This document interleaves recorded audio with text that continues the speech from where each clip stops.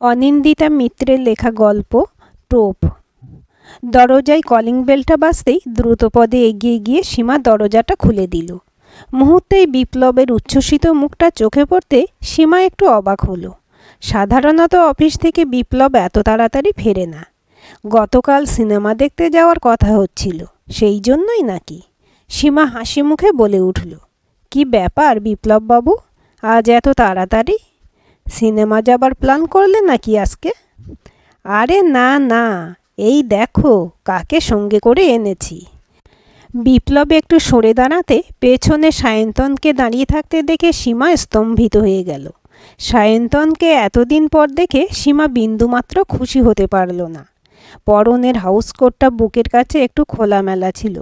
সীমা তড়িৎ গতিতে বুকের কাছটা চেপে ধরে মুখে একটা হাসি ফোটানোর ব্যর্থ চেষ্টা করল, কিন্তু হাসির বদলে মুখটা কেমন বিকৃত দেখালো। সায়ন্তন অপলক চোখে তাকিয়ে দেখছিল সীমাকে। এতটুকুও পরিবর্তন হয়নি সীমার, একই রকম মোহময়ী, বরং 3 বছরে আরও একটু সুন্দরী হয়েছে সীমা। সায়ন্তন হেসে বলল, কী রে, এভাবে তাকিয়ে দেখতে থাকবি, ভেতরে আসতে বলবি না? বিপ্লব সহাস্য বদনে বলল, এতদিন পর ও তোকে দেখে একেবারে থ হয়ে গেছে। ও আর কি বলবে, আয় আয় ভেতরে আয়। সীমা সাময়িক অস্বস্তি কাটিয়ে সরে দাঁড়ালো। সায়ন্তন বেতের চেয়ারে গায়ে এলিয়ে দিয়ে ঠোঁট ছাড়িয়ে হাসল। শিলিগুড়ি যখন এসেছি তখন তোদের সাথে দেখা করে যাব না, এটা কি হতে পারে? হাজার হোক, তোরা আমার কতদিনের বন্ধু বল বিপ্লব, কত কত স্মৃতি। সীমা মুখের গাম্ভীর্য অক্ষুণ্ণ রেখে বলল, ওর অফিসের ঠিকানা কোথায় পেলি? বিপ্লবের বাড়িতে গিয়েছিলাম, সেখানে গিয়ে শুনলাম তোরা ওখানে থাকিস না। কাকুর থেকে ওর অফিসের ঠিকানা পেলাম। তোরা তো খোঁজ খবরও নিস না, ইভেন তোদের বিয়ের পর থেকে আর কোনো যোগাযোগই নেই। ফোন নম্বরটাও চেঞ্জ করে নিয়েছিস। তাই এবার যখন শিলিগুড়ি এলাম তখনই ভেবেছিলাম তোদের সাথে দেখা করব। সীমা সংক্ষেপে বলল, ও আচ্ছা। ঘরের ভেতরে চোখ বোলাতেই সংসারের দৈন্যদশা প্রকট হয়ে উঠল সায়ন্তনের কাছে। মুখে বলল, বাহ, বেশ সুন্দর গুছিয়েছিস তো ঘর। সীমা আর চোখে সায়ন্তনকে লক্ষ্য করছিল। কথার মধ্যে কোথায় যেন একটা খোঁচা অনুভব করে বলল, অত্যন্ত সাধারণ মানের ঘর আমাদের।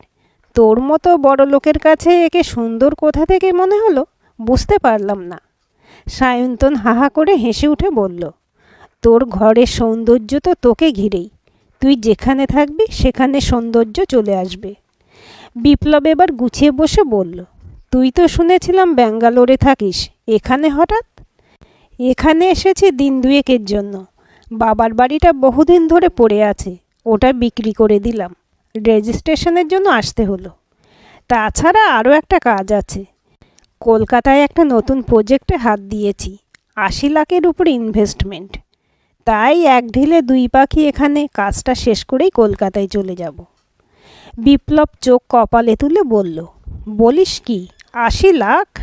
সায়ন্তন একটু তাচ্ছিল্যের হাসি হেসে বলল, আরে জাস্ট শুরুতে ওই টাকা দিতে হবে, তারপর ওর পেছনে প্রচুর টাকার ব্যাপার আছে, কনস্ট্রাকশনের ব্যাপার, ও তুই বুঝবি না। সীমা এবার সামান্য তেতে উঠে বলল, ঠিকই বলেছিস, এত টাকা পয়সার ব্যাপার আমাদের মতো মধ্যবিত্ত মানুষের বোঝার ক্ষমতার বাইরে। তাই ওসব আলোচনা বরং থাক, অনেক দিন পরে দেখা হয়েছে, অন্য কথা বল। তারপর বিপ্লবের দিকে তাকিয়ে বলল, তোমরা গল্প করো, আমি চা করে নিয়ে আসি। সীমা চলে যেতে বিপ্লব একটু অস্বস্তির সুরে বলল, তুই তো সীমাকে চিনিস, কিছু মনে করিস না। সায়ন্তন চেয়ারে বসে একটা সিগারেটকে হাতের তালুতে অভ্যাসবশত 2বার ঠুকে নিয়ে ঠোঁটে চালান করল। তারপর লাইটার দিয়ে সিগারেট জ্বালিয়ে এক মুখ ধোঁয়া ছেড়ে বলল, কিছু মনে করব কেন, ও তো ঠিকই বলেছে। এতদিন বাদে দেখা, বিজনেসের গল্প করে সময় নষ্ট করার কোনো মানেই হয় না। রান্নাঘরে এসে চায়ের জল চাপিয়ে দিয়ে সীমা দ্রুত হাতে পেঁয়াজ লঙ্কা কুচিয়ে নিল। শুধু শুধু চা দেওয়া যায় না, ভাগ্য ভালো ঘরে 2টো ডিম আছে, ও দিয়ে মামলেট করে দেওয়া যাবে। কলেজে ওরা একসাথে পড়াশোনা করত। বড়লোক বাবা মায়ের একমাত্র সন্তান সায়ন্তন। দেখতে যেমন সুন্দর তেমনি সুন্দর গুছিয়ে কথা বলতে পারত। স্বভাবতই ওর গার্লফ্রেন্ডের অভাব ছিল না, কিন্তু বন্ধুর প্রেমিকা সীমার প্রতি প্রচ্ছন্ন একটা দুর্বলতা ওর আগাগোড়াই ছিল। ও যে সীমাকে একটা সময় পছন্দ করত সেটা অবশ্য বিপ্লবও জানে। তবে আরও একটা ঘটনা ঘটেছিল যা সীমা বিপ্লবকে জানায়নি। সায়ন্তন বিপ্লবের ভালো বন্ধু, সেই কারণেই বিষয়টি ইচ্ছে করেই জানায়নি সীমা। আর তাছাড়া সায়ন্তনের সাথে পরবর্তীকালে আর যোগাযোগও ছিল না, তাই ওই প্রসঙ্গ আর ওঠেনি। আজ এতদিন পর সায়ন্তনকে দেখে কেমন যেন খুশি হতে পারল না সীমা। বিশেষ করে নিজেদের দৈন্যদশা সায়ন্তনের চোখের সামনে প্রকাশ হয়ে যাওয়ায় ভীষণ অস্বস্তি হচ্ছিল। ওর কোনো কথায় বিপ্লব কষ্ট পাক তা সীমা একেবারেই চায় না। চা আর ডিমের অমলেট দিয়ে অতিথি আপ্যায়নটা কোনো রকমে সারল সীমা।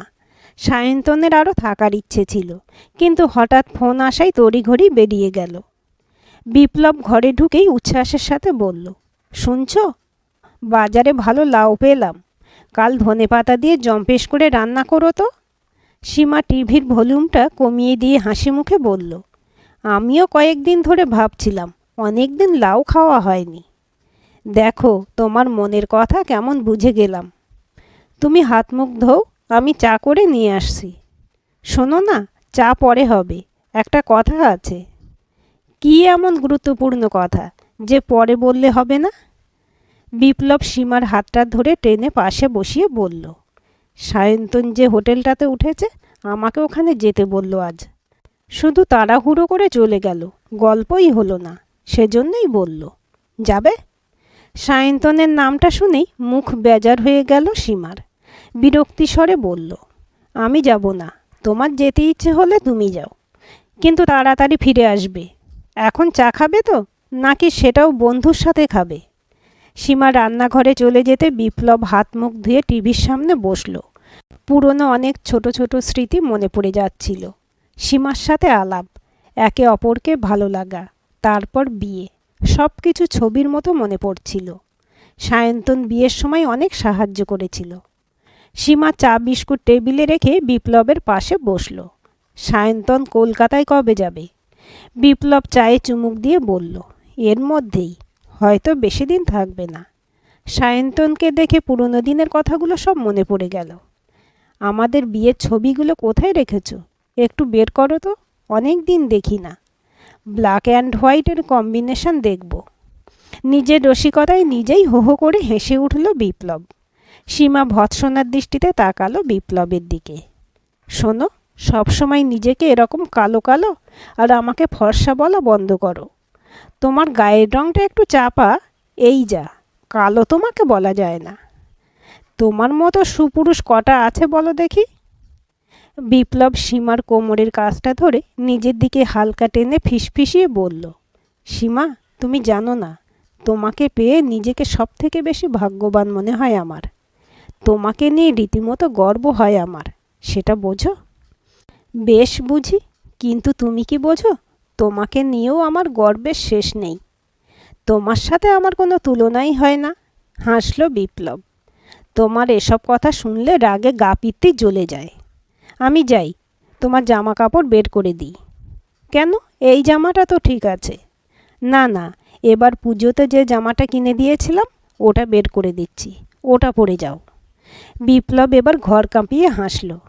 যতই সাজাও, আমি কিন্তু সায়ন্তনের সাথে পাল্লা দিতে পারবো না। সীমা মুচকি হেসে বলল, তোমাকে কারোর সাথে পাল্লা দিতে হবে না, তুমি একাই 100। বোতল থেকে গ্লাসে মদ ঢালতে ঢালতে সায়ন্তন বলল, কী রে, খাবি তো?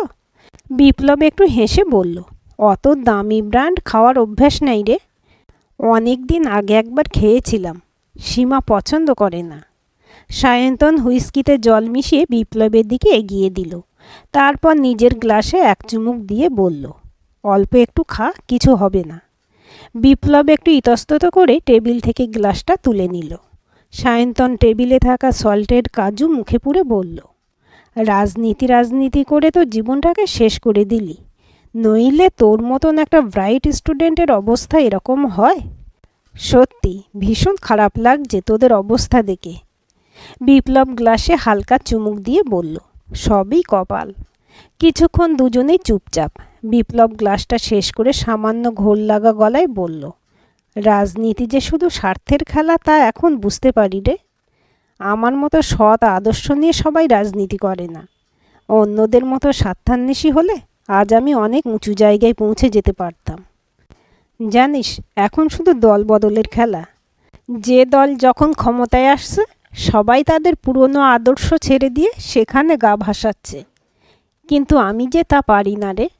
রাজনীতি আমার রক্তে, কিন্তু তা মুহূর্তে মুহূর্তে পরিবর্তন হয় না। আমার কাছে আদর্শ অনেক বড় কথা। তোর ওই ঠুনকো আদর্শ তোকে কি দিয়েছে? ঠিক মতো তো একটা চাকরিও জোগাড় করতে পারিসনি। সীমার মতো একটা মেয়ে তোর সাথে এইভাবে জীবন কাটাচ্ছে, ভাবলেও কেমন লাগে। দেখ, অসৎ পথে রোজগার করা আমার পক্ষে সম্ভব না, তুই খুব ভালো করেই জানিস। একবেলা না খেয়ে থাকবো, তাও ভালো। কিন্তু সায়ন্তন নেশার ঘোরে টেবিলের জোরে একটা ঘুষি মেরে বলল, টাকা রোজগার করতে গেলে অত সৎ অসৎ পথ দেখলে চলে না।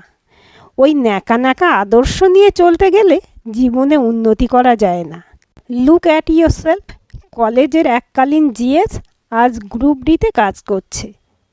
বিপ্লব জামার দুটো বোতাম খুলে দিয়ে রুমাল দিয়ে গলার কাজটা মুছে নিয়ে বলল, চুরি চামারি করছি না, হোক না গ্রুপ ডির চাকরি, সম্মানের সাথে করি।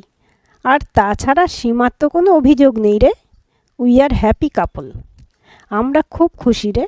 যতটুকু রোজগার করি দুজনের ভালোই চলে যায়। সায়ন্তন গ্লাসে একটা চুমুক দিয়ে তার ছেলের সাথে বলল, তোর কি মনে হয় সীমার মতো একটা মেয়ে অভিযোগের ডালি সাজিয়ে বসবে তোর কাছে? আগা গোড়াই দেখেছি, তোর সব কাজে সবসময় তোর সাথে থেকেছে।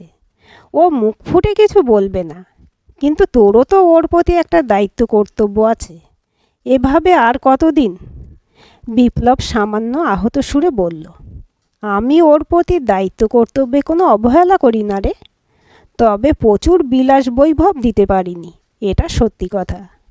এখন ভাড়া বাড়িতে আছি, তবে একটু একটু করে টাকা জমাচ্ছি রে। খুব তাড়াতাড়ি একটা ফ্ল্যাট কিনব।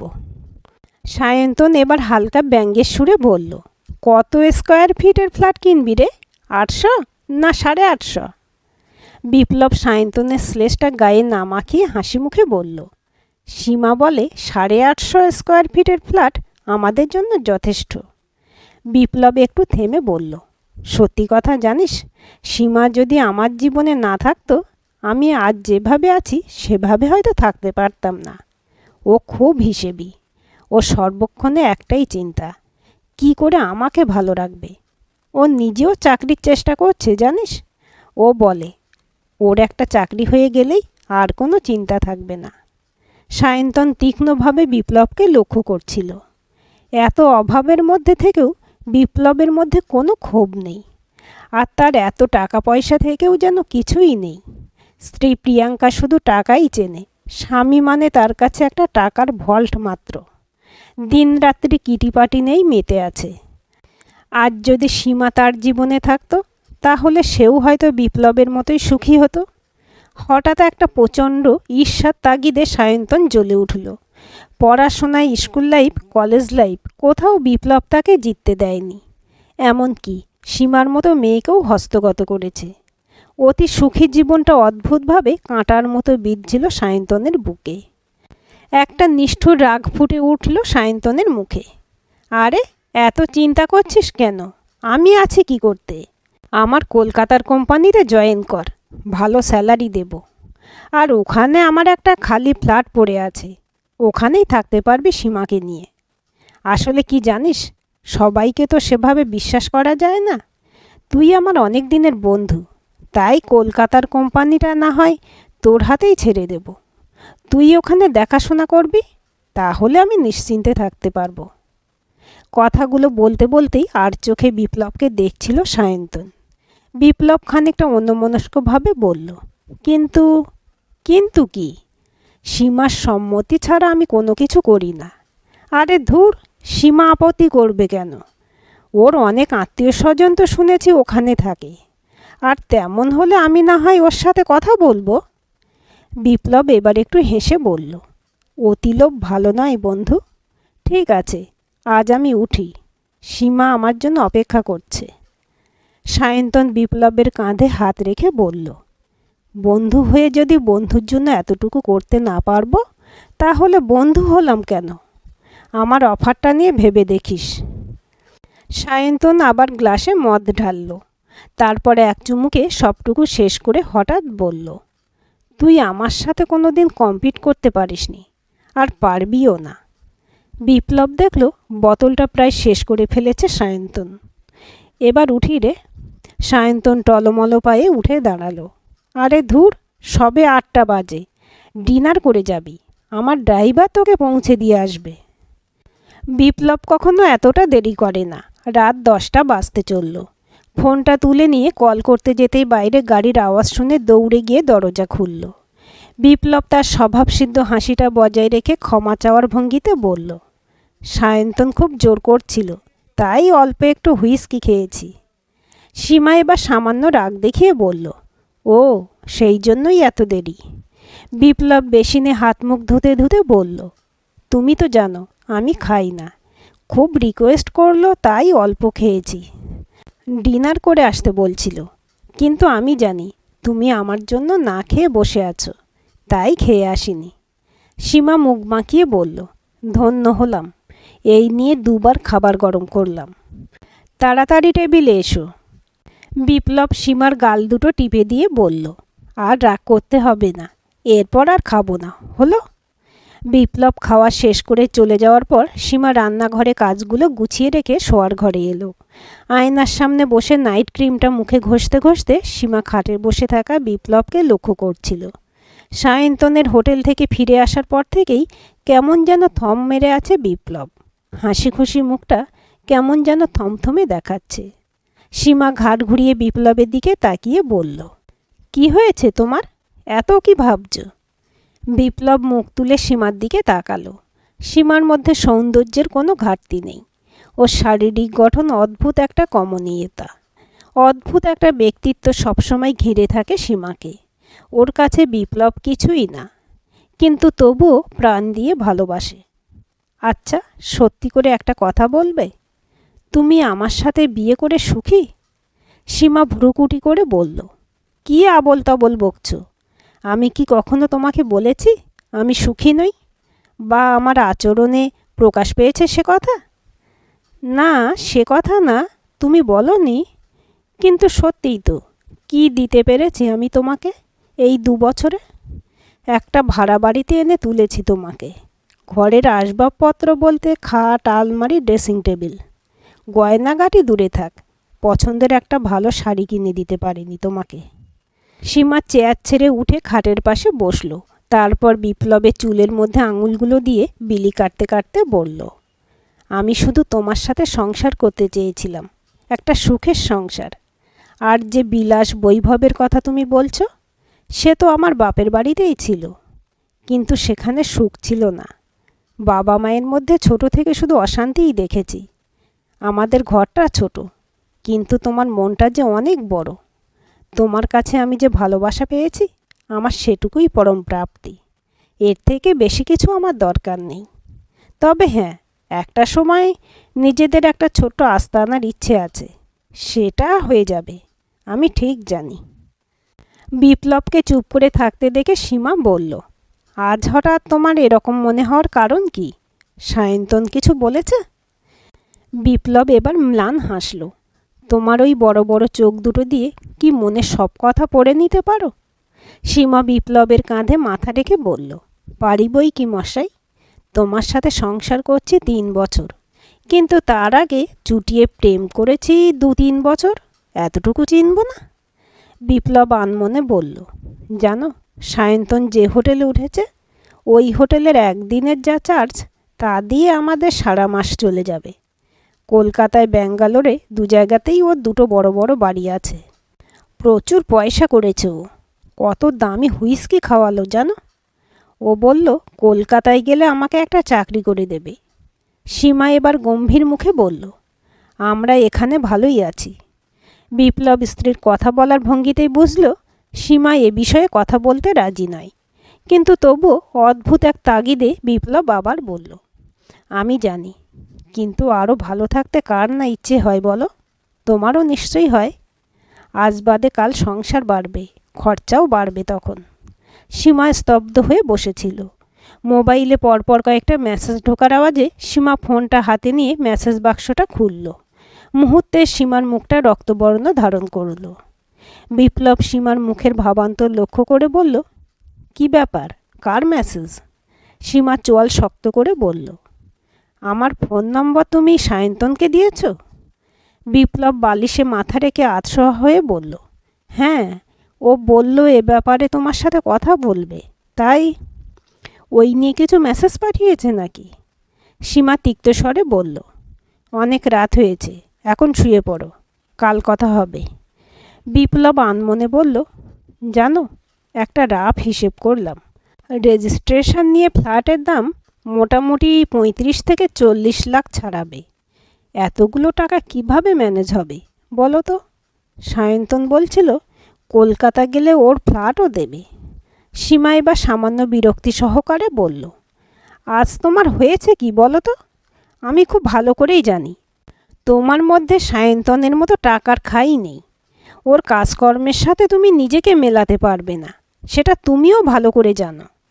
তোমার কাছে নীতি আদর্শের মূল্য কতটা সেটা আমি ভালো করে জানি। আর তুমি যদি আমার মনের কথা পরখ করে দেখতে চাওয়ার জন্য এসব বলো, তাহলে বলবো, এতদিন আমার সাথে সংসার করেও তুমি আমাকে চিনতে পারোনি। মাথা উঁচু করে এতকাল চলে এসেছি, শেষ নিঃশ্বাস অবধি মাথা উঁচু করে চলতে চাই তোমার সাথে, কারো দান নিয়ে চলতে পারবো না। বিপ্লব এবার সীমার কোলে মাথা রেখে নিশ্চিন্ত সুরে বলল, আমি জানি। সীমা চোখের জল সংযত করার চেষ্টা করে বলল, সবে 2 বছর হয়েছে আমাদের বিয়ের। তোমাদের বাড়ি থেকে আমাদের সম্পর্কটা মেনে নেয়নি, তাই বাধ্য হয়ে ভাড়া বাড়িতে থাকতে হচ্ছে। কিন্তু আমি চাকরির চেষ্টা করছি, সেটা তুমি ভালো করে জানো।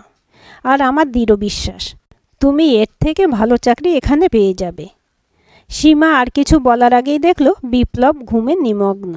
বিপ্লবের মাথাটা সন্তর্পণে বালিশে রেখে পায়ের কাছে থাকা চাদরটা গায়ে টেনে দিল। সীমা ঘুম থেকে উঠে দেখল বিপ্লব খাটে নেই। পাশের ঘরে গিয়ে দেখল বিপ্লব রীতিমতো ব্যাগ ভর্তি বাজারও করে এনেছে। সীমা বিস্মিত হয়ে বলল, এ কি, এত সকাল সকাল বাজার করে এনেছো, কি ব্যাপার? বিপ্লব হালকা হেসে বলল, আরে সায়ন্তনকে দুপুরে খাওয়ার নেমন্তন্ন করেছি। সীমা ভীষণভাবে অবাক হলো। বিপ্লব এভাবে তাকে না জানিয়ে কোনো কিছুই করে না, হঠাৎ করে নেমন্তন্ন করে বসল। আমাকে তো কিছুই বলনি, হঠাৎ নেমন্তন্ন করার কি দরকার ছিল? সীমার গলায় স্পষ্টতই উষ্মা প্রকাশ পেল। বিপ্লব সীমাকে দুহাতে জড়িয়ে ধরে বলল, বাহ, ওকে দেখাতে হবে না আমার বউ কত ভালো রান্না করে?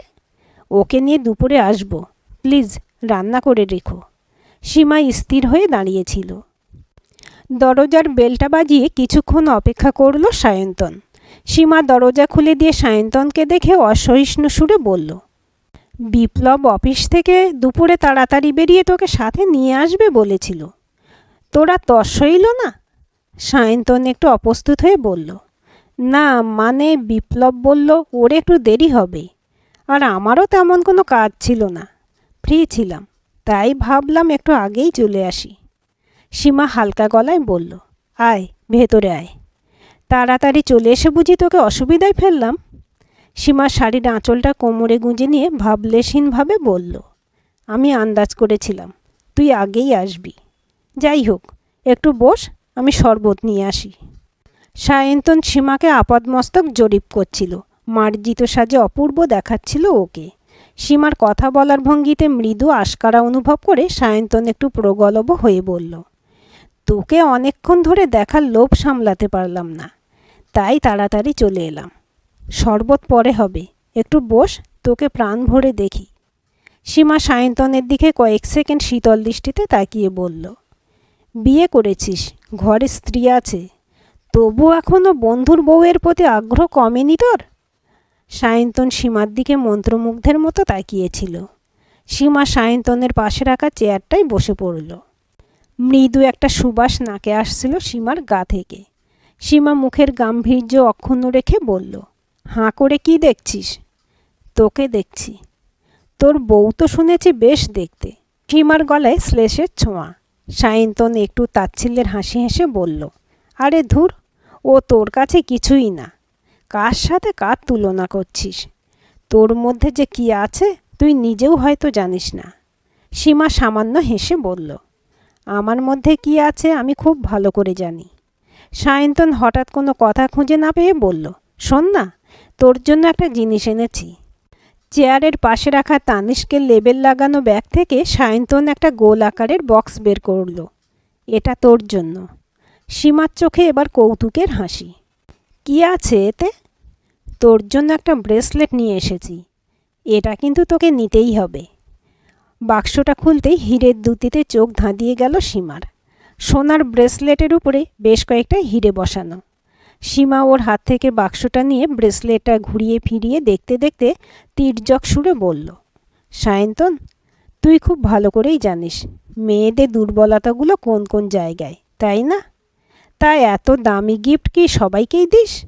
অবশ্য দিতেও পারিস, পয়সার তো কোনো অভাব নেই তোর।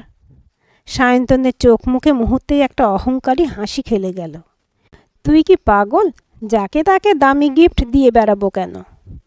তো অন্য সবার জন্য কি গিফট দিস? শাড়ি, চুড়িদার, দামি কসমেটিক্স, ট্রিট, এইসব?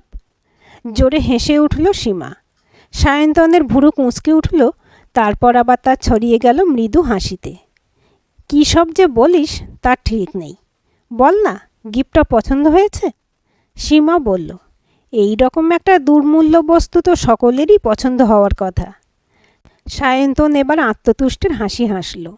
যাক, তোর যে পছন্দ হয়েছে এটাই অনেক। একবার হাতে পড়বি, দেখি কেমন লাগে তোকে। সীমা কথাটা না শোনার ভঙ্গি করে ব্রেসলেটটা বাক্সে ঢুকিয়ে একপাশে সরিয়ে রেখে সায়ন্তনের চোখে চোখ রেখে বলল, বিপ্লবকে তুই কি চাকরি দিবি বলেছিস? বিশ্বাস কর, তোকে এভাবে দেখে আমার ভীষণ কষ্ট হচ্ছে। আমি চাই তুই খুব ভালো একটা লাইফ লিড কর। সেই কারণেই বিপ্লবকে চাকরির কথা। সায়ন্তনকে মাঝপথে থামিয়ে দিয়ে সীমা এবার খানিকটা শ্লেষের সুরে বলল, দেখ সায়ন্তন, তোকে তো আমি আজ থেকে চিনি না। বিপ্লবকে যতদিন ধরে চিনি তোকেও ঠিক ততদিন ধরেই চিনি। স্বার্থ ছাড়া তুই কোনো কাজ করিস না, আমি জানি। এবার অকপটে বলে ফেলতো, হঠাৎ বিপ্লবকে চাকরি দেওয়ার জন্য উঠে পড়ে লাগলি কেন? সায়ন্তন এবার তীব্র আকুতির সুরে বলল, কোনো স্বার্থ থেকে নয়। তোর মতো একটা মেয়েকে এই অবস্থায় দেখে আমার ভীষণ খারাপ লাগছে। তুই এরকম লাইফ ডিজার্ভ করিস না। আজও ঠিক বুঝতে পারি না তুই ওর মধ্যে কি দেখেছিলি। এই রকম ছোট্ট পায়রার খোপের মতো একটা ঘরে থাকিস কি করে? তোর দম বন্ধ হয়ে আসে না? সীমা একটা তাচ্ছিল্যের দৃষ্টিতে তাকালো সায়ন্তনের দিকে। প্রকৃত ভালোবাসা থাকলে ছোট ঘরেও আনন্দ খুঁজে পাওয়া যায় রে। তুই নিজেই দেখ, তোর এত বড় বড় বাড়ি, গাড়ি সব আছে, কিন্তু তবুও তুই ভালোবাসা খুঁজতে আমার এই ছোট্ট ঘরে এসেছিস। সায়ন্তন এবার সীমার দিক থেকে চোখ সরিয়ে নিয়ে শূন্যে দৃষ্টি নিক্ষেপ করে গভীর একটা বিষাদের সাথে বলল, ঠিক বলেছিস সীমা। অর্থ, প্রতিপত্তি, সম্মান কি নেই আমার, তবুও একটা অপ্রাপ্তি। এমন একটা মেয়ের সাথে বিয়ে করলাম যে টাকা ছাড়া কিছুই বোঝে না। জানিস, আমাদের ফিজিক্যাল রিলেশন পর্যন্ত হয় না। ও সারাদিন কিটিপাটি, বন্ধুবান্ধব এইসব নিয়েই ব্যস্ত। আমার জন্য এতটুকুও সময় নেই ওর। আমি যদি তোর মতন একটা মেয়েকে জীবনসাথী হিসেবে পেতাম, আমার জীবনটা এরকম দুর্বিষহ হতো না। সেদিন তোদের এখানে এসে তোকে দেখে অদ্ভুত ভালো লাগলো। তোর জন্য সেই আগের ভালোবাসাটা আবার অনুভব করলাম, বিশ্বাস কর। সীমা কাটা কাটাভাবে বলল, হ্যাঁ, সে তো বুঝতেই পেরেছি। কাল রাতে যে মেসেজগুলো পাঠিয়েছিলিস সেগুলো দেখে তো না বোঝার কিছু নেই। ভালোবাসার কত কথা যে লিখেছিস, সবটা ধৈর্য ধরে পড়া অসম্ভব ছিল। সায়ন্তন মরিয়া হয়ে বলল, যা লিখেছে সব কথাই সত্যি ছিল। এতদিন পর তোকে দেখলাম, তাই মনের আবেগগুলো সামলে রাখতে পারিনি। সীমা এবার আঁচলটা মুখে চেপে ধরে হেসে উঠল। সীমাকে হাসতে দেখে সায়ন্তন আরক্ত মুখে বলল, এভাবে হাসছিস কেন? তুই ভালো করেই জানিস কলেজ থেকেই আমি তোকে পছন্দ করতাম। হঠাৎ তোকে দেখে ভালো লেগে গেছে এমনটা নয়।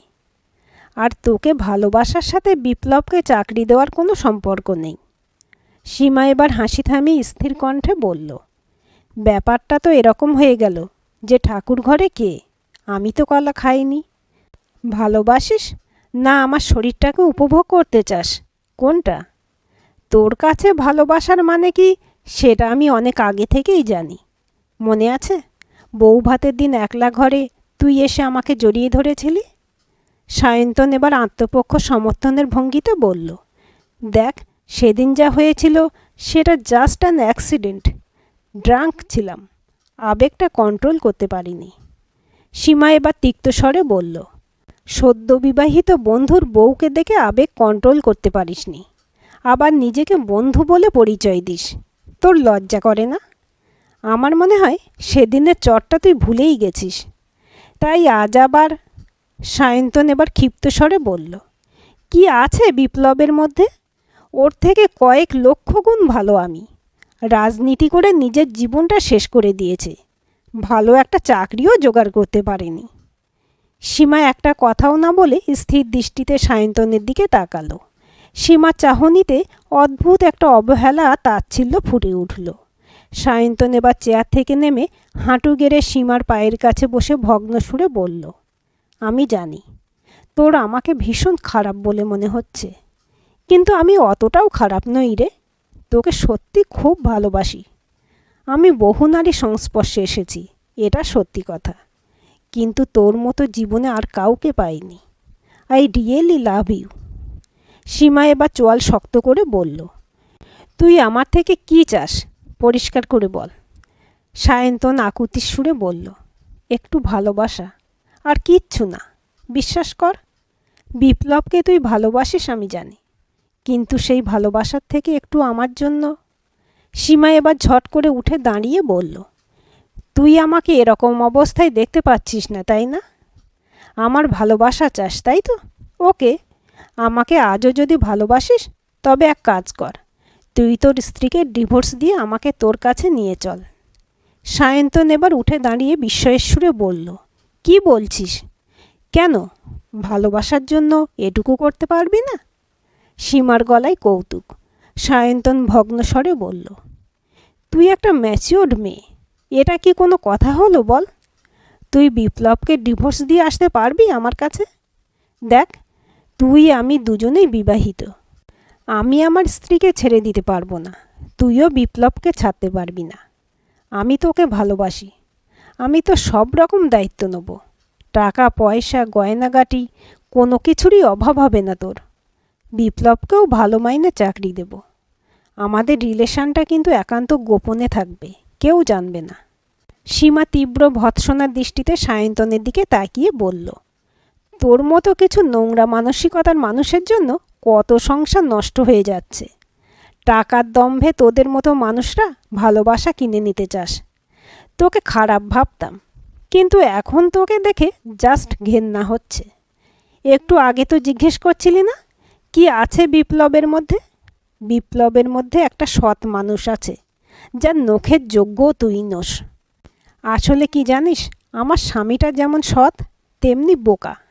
তোকেও খুব ভালো বন্ধু বলে মনে করে।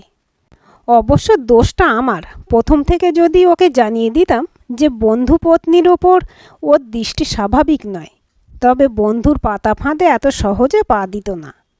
সায়ন্তন এবার উত্তেজিত স্বরে বলল, তুই অহেতুক আমাকে ভুল বুঝছিস। তোর আমার ভালোর জন্য কথাগুলো বললাম।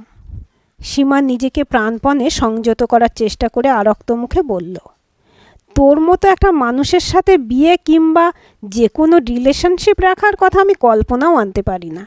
শুধু তোর নোংরা চরিত্রটাকে তোর চোখের সামনে নিয়ে আসার চেষ্টা করলাম। যাই হোক, তোর মধ্যে যদি এতটুকু লজ্জা অবশিষ্ট থাকে, তুই দ্বিতীয়বার আর বিপ্লবের সাথে বা আমার সাথে যোগাযোগ করার চেষ্টা করবি না। আমাদের সুখের জীবনে তোর মতো নোংরা মানুষের ছায়া আর যেন না পড়ে। আমরা যেমনভাবে আছি ভালো আছি। সংসারে অভাব আছে ঠিকই, কিন্তু সেখানে সুখের কোনো কমতি নেই। তাই তোর সাহায্য না হলেও চলবে। তুই এক্ষুনি বেরিয়ে যা। I just hate you. প্রচণ্ড অপমানে সায়ন্তনের মুখ বিবর্ণ দেখাচ্ছিল। সায়ন্তন, আর একটা রিকোয়েস্ট তোর কাছে থাকলো। টাকার দম্ভে আর কোনো পরিবারকে এভাবে নষ্ট করতে যাস না। সব মেয়ে তোর ওই সুন্দর চেহারা আর অর্থের প্রলোভন দূর করতে পারবে না। যদি পারিস নিজেকে শোধরানোর চেষ্টা করিস। সায়ন্তন একটা ভয়ানক ব্যর্থতা নিয়ে দরজা দিয়ে বেরিয়ে যেতেই বিপ্লব এসে ঢুকল। সায়ন্তন কয়েকটি মুহূর্ত বিপ্লবের দিকে তাকিয়ে থেকে বেরিয়ে গেল। বিপ্লব সীমার দিকে প্রশ্নচিহ্ন নিয়ে তাকাতে সীমা বলল, সায়ন্তন আমাকে বহুমূল্য একটা ব্রেসলেট উপহার দিয়েছিল, কিন্তু তোমার স্ত্রীর সম্মানের দাম এত ঠুনকো নয়, সেটা বুঝিয়েই এটা ওকে ফেরত দিয়ে এসো। আশা করি এরপর আর কিছু খুলে বলতে হবে না তোমাকে। বিপ্লব সীমা থমথমে মুখটা এক নিমেষে পড়ে নিয়ে টেবিল থেকে বক্সটা তুলে নিয়ে বেরিয়ে গেল। সায়ন্তন গাড়ির দরজা খুলতে যেতেই বিপ্লব সামনে গিয়ে দাঁড়ালো। এটা ফেলে এসেছিলিস? সায়ন্তন বিপ্লবের চোখের দিকে সরাসরি তাকাতে পারছিল না। বিপ্লব মোলায়েম গলায় বলল, জানিস, রাজনীতিকে যেমন বরাবর প্রাধান্য দিয়ে এসেছি, ঠিক তেমনি বন্ধুত্বকেও প্রাধান্য দিয়েছি। তবে দুক্ষেত্রেই সমানভাবে আহত হয়েছি। সেদিন যখন তোর হোটেলে গিয়েছিলাম, কয়েক পেয়ে খাওয়ার পরেই আমার প্রতি তোর রাগ, অভিমান, ক্ষোভ সব বেরিয়ে আসছিল। সীমার সাথে বিয়ে হওয়ার পর থেকে তো তোর সাথে যোগাযোগও ছিল না, কিন্তু তুই যে মনে মনে আমার সম্পর্কে এতটা রাগ পুষে রেখেছিলিস, সেটা সেদিন নিজের কানে না শুনলে বিশ্বাস করতাম না। সায়ন্তন বিস্ফারিত চোখে তাকিয়েছিল বিপ্লবের দিকে। সেদিন নেশার ঘোরে কি বলেছে তা কিছুই মনে নেই সায়ন্তনের। বিপ্লব সায়ন্তনের বিমূঢ় মুখটার দিকে তাকিয়ে সামান্য হাসল, তারপর বলল, তোর কিছু মনে নেই, না থাকাটাই স্বাভাবিক, কারণ সেদিন তুই অত্যাধিক ড্রাঙ্ক হয়ে গিয়েছিলি। তুই বলেছিলি টাকার জোরে ভালোবাসা খুব সহজেই কেড়ে নেওয়া যায়। বলেছিলি সুখী হওয়ার জন্য অনেক অনেক টাকার দরকার। তোর ধারণা ছিল তোর টাকা পয়সা প্রতিপত্তির সামনে আমার ভালোবাসা ধোপে টিকবে না, তুই খুব সহজে সীমাকে আমার কাছ থেকে কেড়ে নিবি।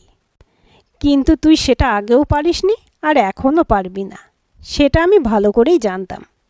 সায়ন্তন এবার অসহিষ্ণু কণ্ঠে বলল, যদি সবটাই বুঝেছিলি তবে আজ আমাকে বাড়িতে নেমন্তন্ন করলি কেন? আর কেনই বা তোর অনুপস্থিতিতে ফোন করে আমাকে বাড়িতে আগে যেতে বললি? বিপ্লব এবার শান্তভাবে হেসে বলল, তুই সেদিন আমাকে যা যা বলেছিলিস তার উত্তর আমি পরে দিতে পারতাম, কিন্তু আমি চেয়েছিলাম সীমার মুখ থেকে তুই উত্তরটা শোন। ইভেন আমি বাড়িতে ফিরে সীমাকেও তোর ওই সমস্ত কথা কিছুই বলিনি। কেন জানিস? কারণ সীমার প্রতি আমার অগাধ বিশ্বাস রয়েছে। সব মানুষকে যে টাকা দিয়ে কেনা যায় না, সেটা তোকে বুঝিয়ে দিতে চেয়েছিলাম।